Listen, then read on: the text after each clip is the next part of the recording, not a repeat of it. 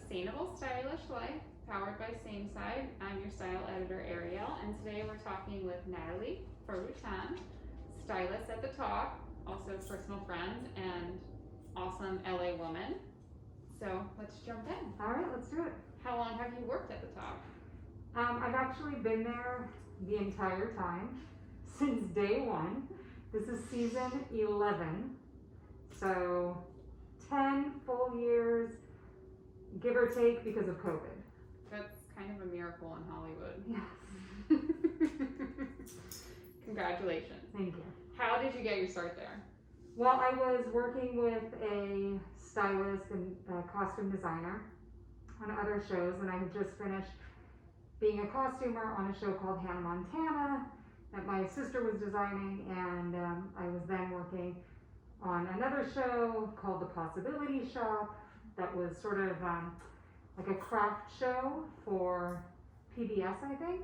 And we got a call, the designer that I was working with and I got a call to do this talk show that was Sarah Gilbert, Sharon Osbourne, Leah Remini, Holly Robinson Peete, and Julie Chen. And they said, oh, you know, we're not sure if it's really going to go for a long time, but it's starting out. We've done the Evergreen already, which is the one that they do sort of, not like the pilot, but they do it sort of as a test. Yeah. And then we came in after they did the Evergreen. Is that right? That might not be exactly right. But we came in after they did the pilot, essentially. And from there, it just kept going and going. And there have been a lot of changes over the last 10 seasons. But amazingly and happily, we are still there. Yeah, Yeah. That's amazing. Yeah. And do you style outside of the show as well? I do some personal styling. I do some personal styling also with the hosts that are at our show. Often if they have events or they have photo shoots that they don't have stylists for, because sometimes that just happens, or you know, it's last minute and they just need stuff and they trust me or they trust our department and they just want something easy that they already fit. Often, you know, we'll help them out with that, or we will go and shop stuff for them. Awesome. So you talked about you've been there since the beginning and nothing really would have changed with that besides the pandemic happened. So how has the pandemic changed your job? It's changed it quite a bit. Having 5 hosts, there is some crossover between costumers and stylists. Mm-hmm. There were hosts that I didn't ever really deal with, except, you know, maybe on larger shows like our Halloween show, or if we had a special guest that we were going to design everybody to look like we had Cher on a few years ago, and that was a big deal for us. God. Everybody wore a different Cher through the years outfit. It was incredible. I'll have to look that one up. Yeah, but I would often shop for different hosts. But right now, the situation is that each host has a pod, and that pod has their hair, makeup, and stylist, costumer with them. So there's not any real crossover right now except for some shopping. Okay. But as far as dealing with people or going into their rooms and helping them every day or going on to set, we don't go on to set unless it's an emergency. We have gloves and face mask and shield on every time we even deal with someone face to face. Yeah.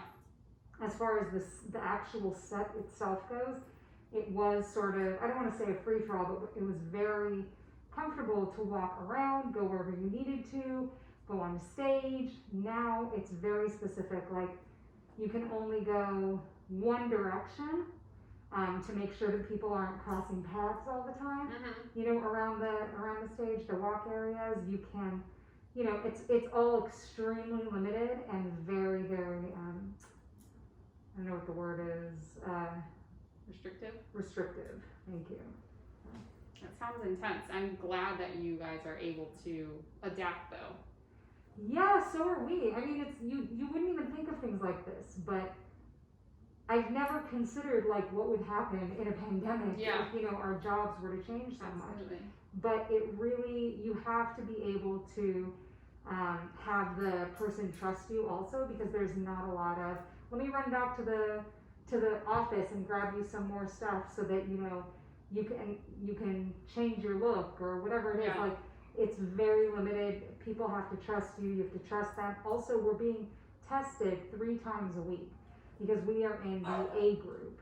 So the A group are the people that actually deal with the hosts one-on-one. Mm-hmm. And so we have to make sure, just like they do, that we are not carrying any kind of virus or anything. We get tested Monday, Tuesday, Thursdays, we shoot Monday, Tuesday, Wednesday, Thursday.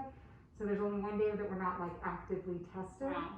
So it's a big deal. It is a big deal. And in terms of how you perform your job, has anything changed around your role as a stylist? Meaning, like, I know a lot has changed for me and how I purchase and what I purchase and put in my body, right? Or on my body. Do you make choices on outfits that align more with like any personal concerns that have changed during the pandemic or societal concerns? Not really. I mean, I guess it's more my concerns that I take to heart, or the concerns of the host that I'll be dealing with. Like right now, I style Eve, so I know that something that everybody is aware of is sustainability in fashion. Fashion has one of the highest, if not the highest, disposable. I don't know what to call it. Like when you make trash, basically. Super high pollution rate. High pollution rate. That's it.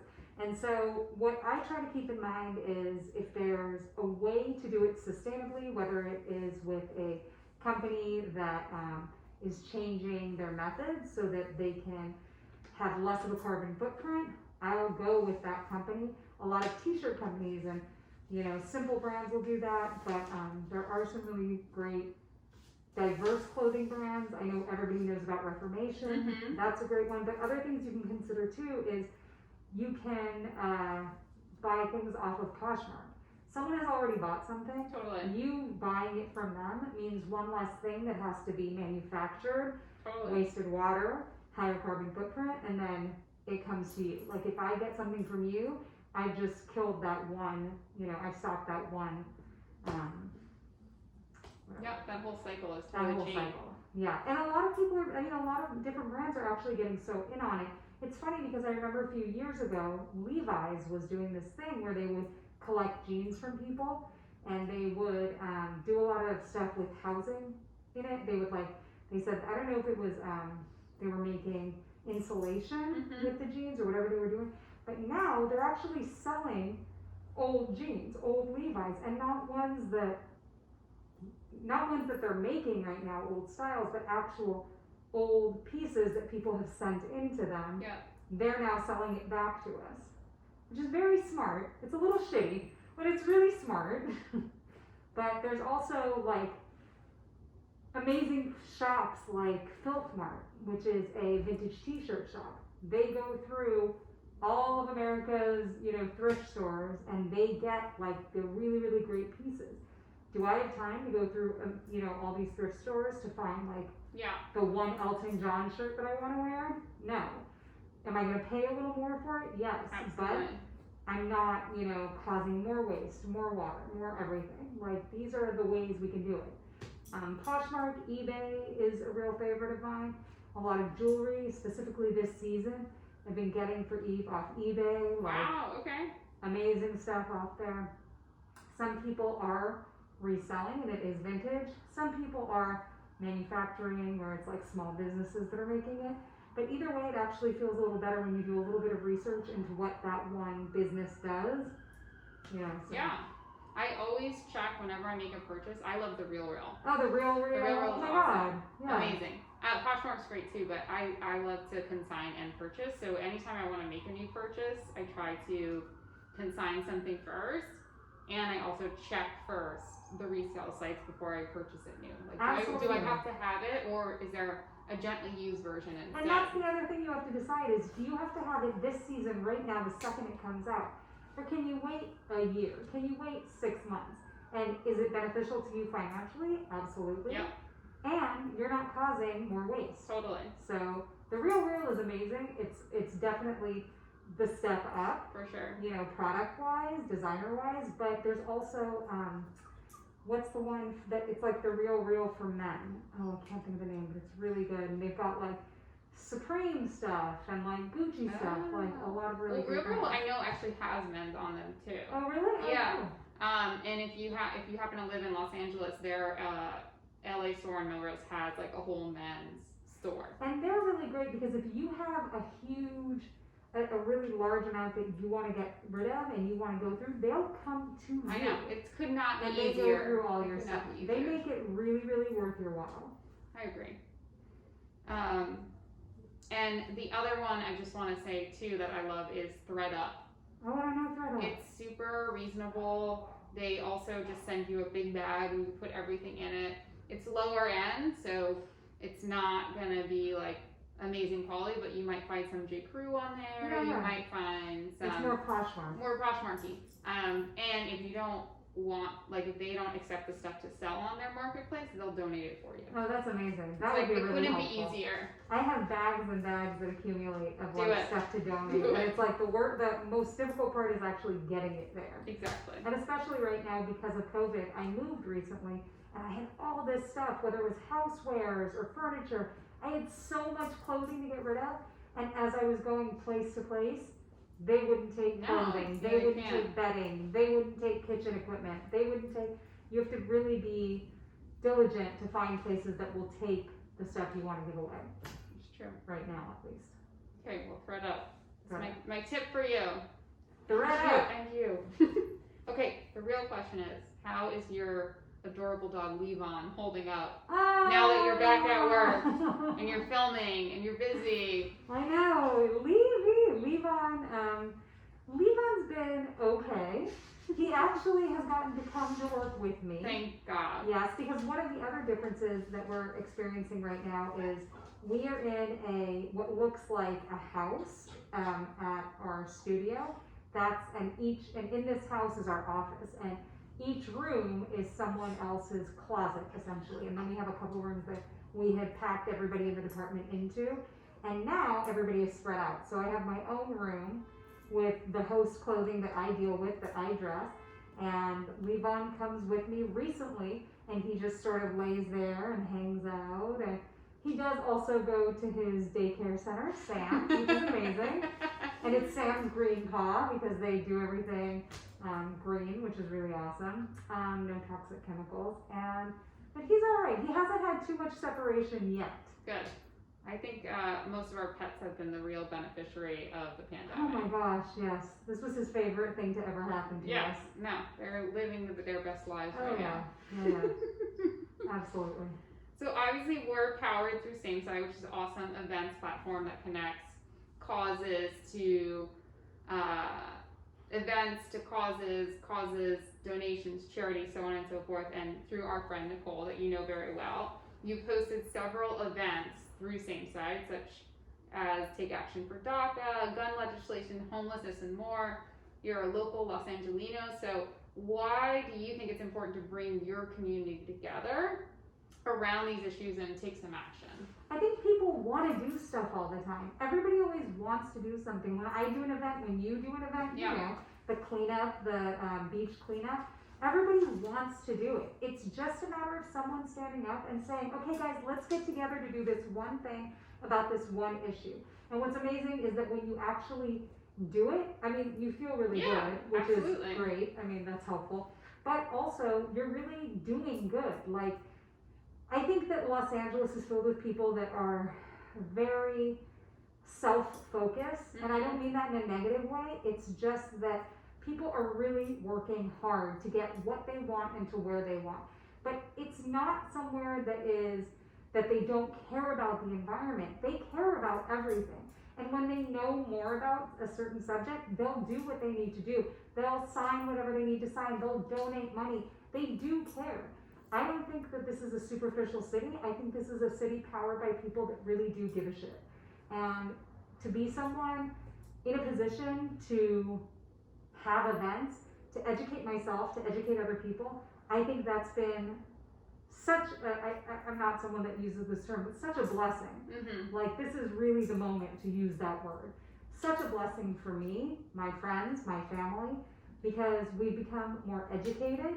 we are more involved, and we're doing something with all of that, like, energy you have when you hear stuff on the news and you're like, oh, I wish I could do something. What can I do? I feel so helpless. These are the things you can do. And SameSide has been amazing to put these feelings into action. Yeah.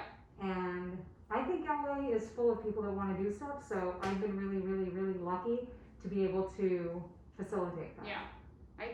I agree. I mean, like the cleanup you referenced when we did that with my surf girls, the Yonisville girls, people said thank you to me and Jordan, and we were like, no, thank you. Like the mutual love that happens through these events is just kind of mind blowing. Like you're on a high for the rest of the day.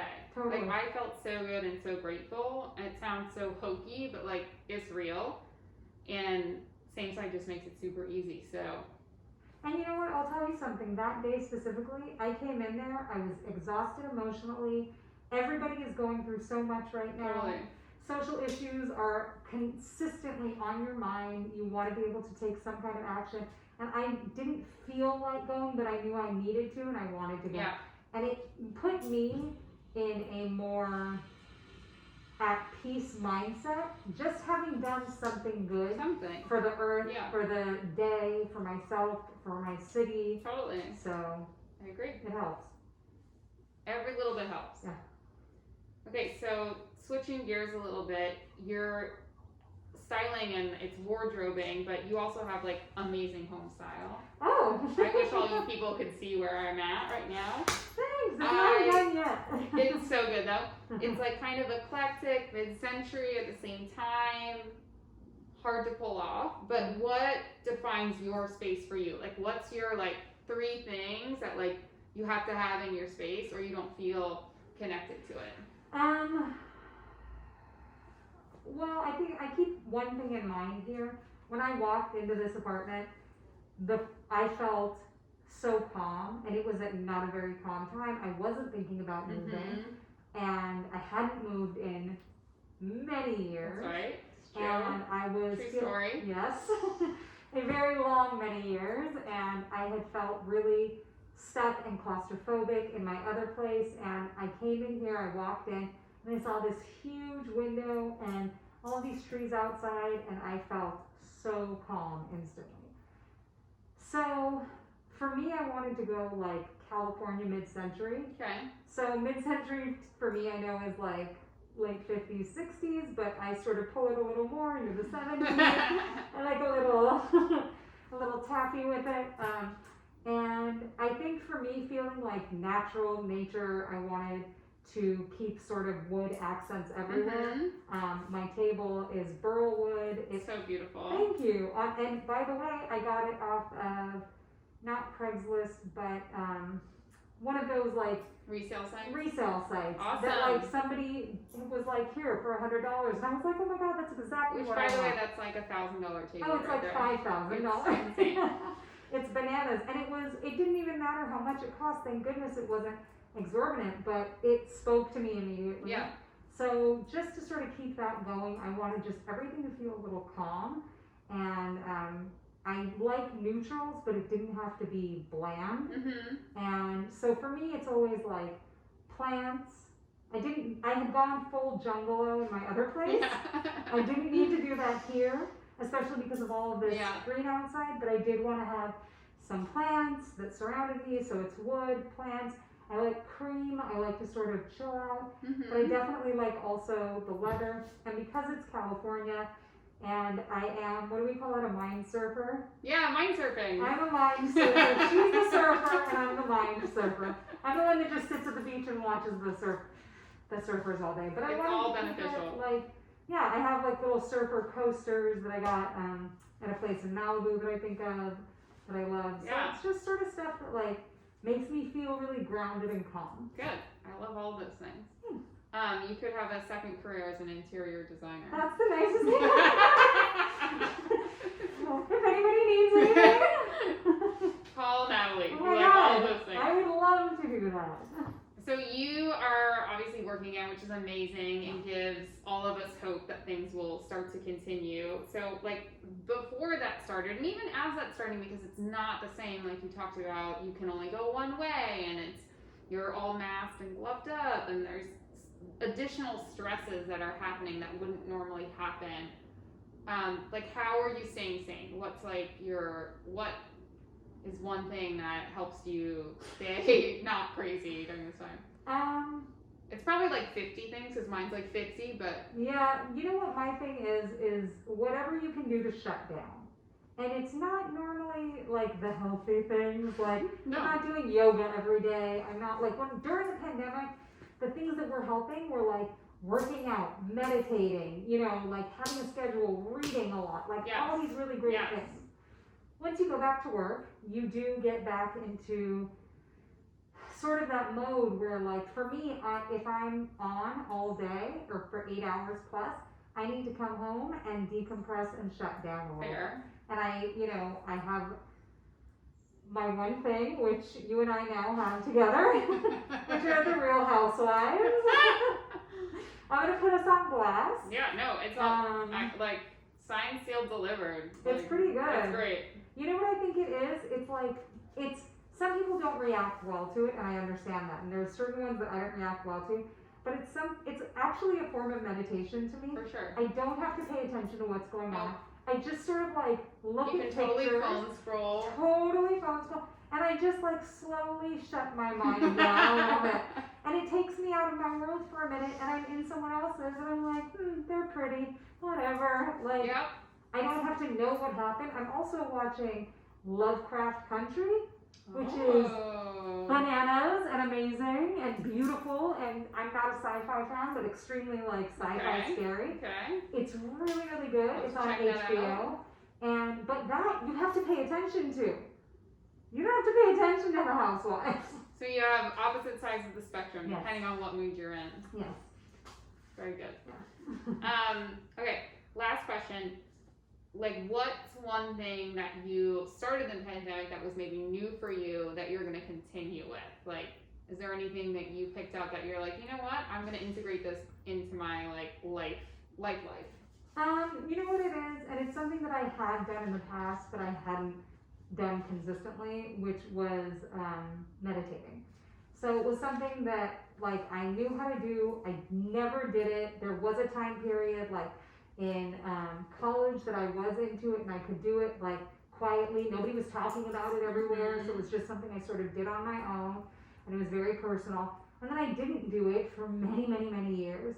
And then someone connected me to a Deepak Chopra mindfulness, abundance, meditation series, and I did that. And then after that was done, I kept doing it. And now I do it a few times a week because I want to keep doing it, and I wish I did it every day. I think it would be really, really helpful. That's awesome. But that's the one thing that I've taken from that I sort of. That's awesome. Yeah, it's really great. I love the Oprah and Deepak Chopra meditations too, and when they're not doing one, I also use Insight Timer, which is really good. Oh, okay. It's an app, and it has like over 50,000 free meditations for any kind of anything you can look up, like work stress, anxiety, mindfulness, sleep. Yes. It's awesome. That sounds great. I'll use that. Well, thank you for chatting Oh with my God, it was my me pleasure. in the first official couch series. Oh, I feel so special. I get to be the first. And obviously, guys, vote. Please. This is from Resistance by Design. You can get them online, and they are a fantastic company, and you should vote, please. Coming up. For the love of God. You can do it today. You can do it now. I'm sure if you're in California, you've gotten your vote by mail already. Send that shit in. We don't care who you vote for, but like, do it. Just exercise your right. Have your voice heard. Amen. Your vote is your vote is your voice and your power. There you go. You heard it here first. Thank you. It was my pleasure. Thank you. Toodles. Ooh, I'm sweating. Do you want to do any of it over? No.